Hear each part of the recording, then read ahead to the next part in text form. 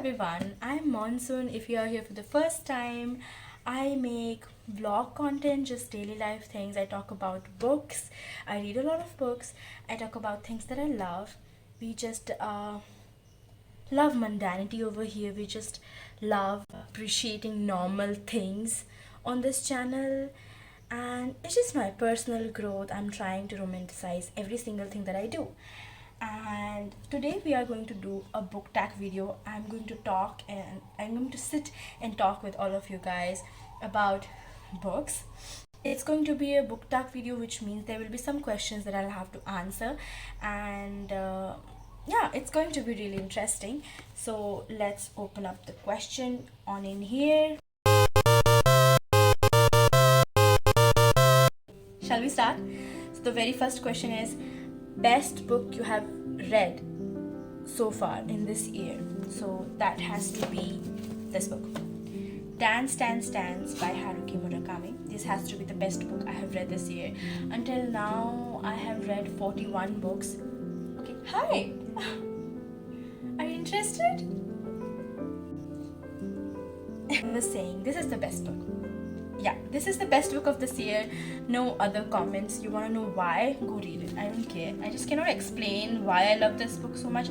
Obviously, of course, this is Murakami. His majestic writing style, his love for beautiful and creative metaphors, and the way he describes things, and his plots, his characters. It's out of the world. It's unreal. So this one. Next is the best sequel you read this year. That has to be Good Girl Bad Blood, the second book in the series A Good Girl's Guide to Murder. I loved the first book. I gave it 4 stars, but this was a 5-star. The stakes were not higher. The stakes were way too much higher in the first book. That's why it's so lovable.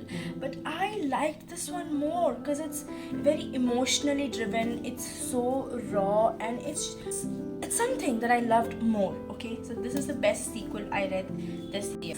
The new release you want to read. Okay, there is The Bandit Queens by Parini Shroff, not Bandit Queen. That's another book.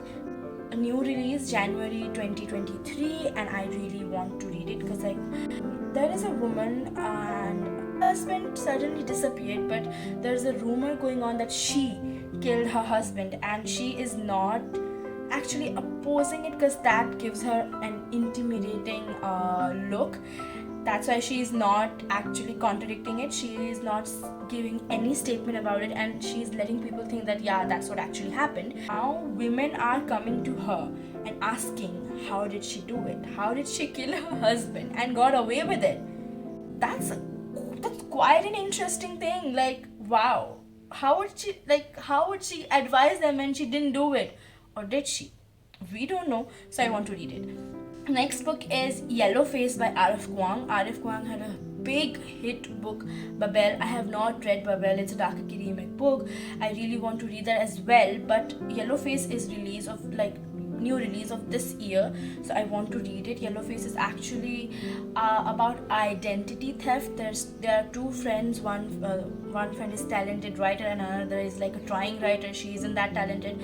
The one friend dies and leaves her manuscript behind, and this other friend takes her manuscript and sells it as her own, and that's the whole thing. Like this is giving a thriller vibe, and I'm interested what's happening. Like identity theft, you stole somebody's work and she's dead, so that's something. Biggest disappointment of this year. I have few. The first biggest disappointment is this. I read this book this year, As Good as Dead, third book in the Good Girl's Guide Murder series, but this was biggest disappointment for me. I give it literally 2 stars. I didn't like how it panned out. It wasn't a justice to the protagonist Pip. She is such a strong character, but Holly Jackson did her bad. It wasn't what I expected. I didn't like this book at all. I liked the first 250 pages, and then it all went downhill. So next is Book Lovers by Emily Henry. I didn't like this book. It was an average read. It was super duper hyped, but it didn't give anything. It is a romance book. I don't like romance at all, but I gave it a try because it says book lovers. This is about two bookish people in like publication industry. One's an editor, one's an agent of some kind, and there's like book banter and all of that. I wanted more chemistry. I wanted more, plot, more strength, more, I don't know, I wanted everything of something more. Okay, so it didn't give it. It was super hyped. I regret buying it. I spent my money on this and it is not worth it. Like, I don't like romance. I think could be a biased decision, but from a bookish person's perspective also, it didn't give justice. No, this truly devious series, the whole series, 3 books I read it. I wasted my time because like the whole series could have been done in one book. They stretched it out, the mystery, there was intrigue, but they didn't do it well. They didn't give that justice to the whole vibe, to the whole plot, to the whole story, to the characters. Nothing. I didn't like it. Wasted my time. The average. Okay, next, biggest surprise. Okay, there are 2 biggest surprise, and I didn't expect that I would like them. One is Marlowe Murder Club by Robert Thorogood. It's an like cozy mystery, and I am not a big fan of cozy mystery, so I wasn't expecting. I just wanted to read. I had just read something really deep and brainy, so I wanted a filler in between, something light, and I went for it, and wow, it was brilliant. It was so good. Another was Yellow Wallpaper. That's the first book that I read in 2023. Very first book, Yellow Wallpaper. I loved it so much. I think I gave it 5 stars. I don't remember particularly, but it has to be between 4 or 5 stars. Loved it. Very short book, a very powerful book, a must read, especially for women. A must read. Next question. New favorite author. There are 2 to 3. Robert Thorogood, the author of Marlowe Murder Club that I just talked about. Alex Michaelides, I read Silent Patient by him recently, and it was mind-boggling. I didn't see it coming. That was so creative. Him. And Tana French is the author of In the Woods. Yeah, it was a brilliant book, and I am hoping to read more from her new fave authors, these 3. Newest fictional crush. That is Ravi. Who is Ravi, you ask? Ravi is a character from this book. I mean, this whole series. Ravi is Pip's companion / partner in crime / boyfriend as well. I like him. Like, he's the most greenest flag I've ever seen. He's such a green flag. I love him. Next, how do you organize your bookshelf? I organize my bookshelf generally in rainbow code, as in like colors, through colors like gradient, reds, oranges, like yellows, then greens, blues, blacks, browns, that way. But now I want to change it a bit. I want to do it alphabetically by the name of the authors. I want to do that way. I'll let you know if I do that. Yeah, that's how I do it. Book that made you cry. Okay, I have this here. This book, the second book in the series. This book made me cry. Like the last few pages, I was bawling my eyes out. My mom caught me crying. And I won't tell you why, because that will be a spoiler, but I don't know if people cried at that point or not, or it's just I'm super sentimental, but I did cry. And I think this is the only book that made me cry this year. Yeah. Book that made you happy? Okay, here's this book. This hefty, chunky book made me happy. Wonder by R.J. Palacio. This is about this person, this child. He's only 10 years old but has a genetic condition in which her face is completely disfigured, and how he wades through life, how he wades through attending school, taking on criticism, adjusting with people who are not adjusted with his face. It was beautiful. And Augie Pullman, his name is Augie Pullman. I envy the life he has. I mean, a very kind sentence to say, but I envy him. Like, he has so much on his plate, but I still envy him because the kind of family he has. Like, the way they stood by everything. Amazing. So, this book made me really happy. Yeah, this book also made me cry, but it was like happy cry.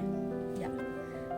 Book you want to read by year end. Oh, I really want to get done with Secret History by Donna Tartt. It's a dark academia book. You know, Greek literature students, murder happened, a lot of drama. So yeah, this one. This is like a modern classic. Like readers have this on their TBR. Like it's like a must thing to read. So I want to get done with this book. Next is prettiest covers that you have. I have a lot of prettiest covers, but like let's talk through a few. First is The Namesake by Jhumpa Lahiri. Can you see this cover? Like the colors. On Earth We Are Briefly Gorgeous by Ocean Wong. Next is The Starless Sea by Erin Morgenstern. Next is A Movable Feast by Hemingway. Just look at that color. Just look at that sunset. Whole set of fingerprint classics of Jane Austen's books. Pride and Prejudice. Just look at it. Emma. Northanger Abbey. Just look at it. Giver of Stars by Jojo Moe. First of all, the colors. Okay. First of all, the colors. And second of all, these are books, like stacked books. Can you see? Stacked books. Okay, there's like a trivia kind of thing happening. Ebook or physical? Physical book for sure. Paperback or hardcover? Paperback. Online or in-store? The feeling of in-store is like unmatchable. Like I love the feeling of in-store. You go in there, have click pictures, look through books and then buy them. That's a different kind of feeling. But online gives you cheaper books. And when you have to decide if you want vibes or you actually want to read, then you probably would choose that I want to actually read if you're a reader. So that would lead to the conclusion online because it gives books in cheaper.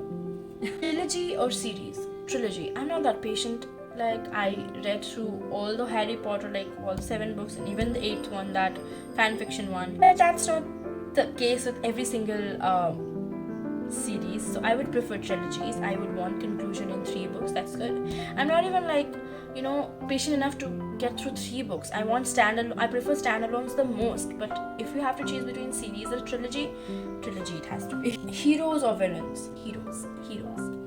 I have seen like there's like different kind of craze amongst readers about good villains, but I can't seem to like them. So I guess that's okay.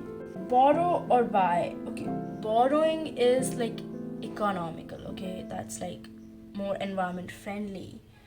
But then you have to return the book, and I want to hoard books. I want to have books with me. That's why. Buy. Top 3 favorite genre? Thriller, mystery thriller, all of that. 1. Second, Bildungsroman. Third have to be like classics. Classic is not actually a legit genre, but I guess. And last but not the least of the questions, my favorite question is your 3 favorite bookish people on YouTube. First is Emma. Okay, her channel's name is Emmy. I have been watching her since I could access YouTube. It was like 5 years or more. 5 to 6 years, Emma. And I love her vlogs. I love the way she talks about books, and her and mine reading tastes are quite similar because like I haven't seen a lot of people liking classics that much, but she loves classics, and I think I got my love for classics from her. Like I had an affinity towards classics, but it strengthened with time by watching her talk about. And she's in like English lit student, so I get to watch what she's studying, what she's reading, what she's doing. Emmy is from Canada. Okay, she's Canadian. Second is Book Leo. Her name's Leonie. Her channel's name is Book Leo. She's from Netherlands. She's a science student, like neurobiology. She's studying neurobiology, and she loves books. She's a fantasy girly. I'm not a big fantasy girly, but I love watching her talk about it, and also her vlogs are like really dark academia, green academia. She has lots of plants in her room. It's just so cozy to watch her, and the video essays that she makes on different bookish topics that are phenomenal. I think she's like really brainy. The way she researches and talks about it with so much passion. I love that. I can watch her for hours, like talk about things. Last is a really, really recent find. Her name is Alison Pages. Her videos would always come into my recommendation, but I would skip, I would never watch because I actually didn't like the way her thumbnails were. Like if you look at it, it's like really pretty, but it's not my type of thumbnail that I would get attracted to. It's really pretty thumbnail, but not my type. In some other channel, on another booktube channel, I heard that booktuber talk about Alison Pages in every single video first, and I thought, what is that? Like, why is that? Why is she always talking about her? Let me check her out. And you wouldn't trust me, guys, I watch 4 to 5 videos of hers every single day. I'm like Willy right now. I'm so free right now. I have nothing to do except for like reading and making videos and all of that creative stuff. So I watch like 4 to 5 videos of hers. Like, she's so energetic, she's so awesome. The way she talks about life, chronic illness, her autism, she's the person I want to be. She's so good at art, she's so artistic. Okay, her videos are so amazing to watch. Like, those videos are so well edited, and like her personality is like sunlight, a beam of sunlight. I love watching her. There are more. I watch more as well. I have a lot of booktubers on my subscription list, but these 3 are like top 3.